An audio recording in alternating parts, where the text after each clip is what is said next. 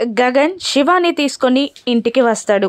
వస్తున్న కొత్త వ్యక్తిని చూసి శారద ఎవర్రా అని అడుగుతుండగా ఇతని పేరు శివ అమ్మ, ఇకపై నుండి మన ఇంట్లోనే ఉంటాడు అనగానే సరే అని సంతోషంగా ఒప్పుకుంటుంది శారద. ఇక నీ పేరేంటి బాబు అని మళ్ళీ అడుగుతుండగా శివ అండి అంటూ పరిచయం చేసుకొని నమస్కారం పెడతాడు శివ. శారద నవ్వుతూ చూస్తూ ఉంటుంది. గగన్ శివ భుజంపై చెయ్యి వేసి ఇకపై నుండి ఇది నీళ్ళే అనుకో అని అనగానే అలాగేనండి అని అంటూ మర్యాదగా తల ఊపుతూ ఉంటాడు శివ.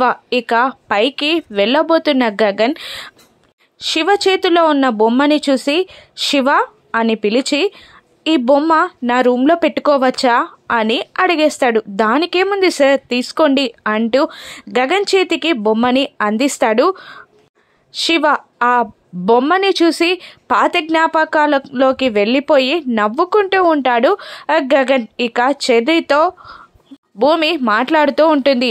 చెర్రీ భూమితో సక్సెస్ఫుల్గా శివాని గగన్ అన్నయ్య ఇంట్లో సెటిల్ చేశాం అని అనగానే అవునా అంటుంది భూమి. పక్క నుండి ఈ మాటలన్నీ వింటున్న అపూర్వ షాక్ అవుతూ ఏంటి ఆ బొమ్మ గగన్ దగ్గరికి చేరిందా అంటే ఆ బొమ్మలో ఉన్న వీడియో ప్రూఫ్ వీళ్ళెవరికి తెలియదన్నమాట.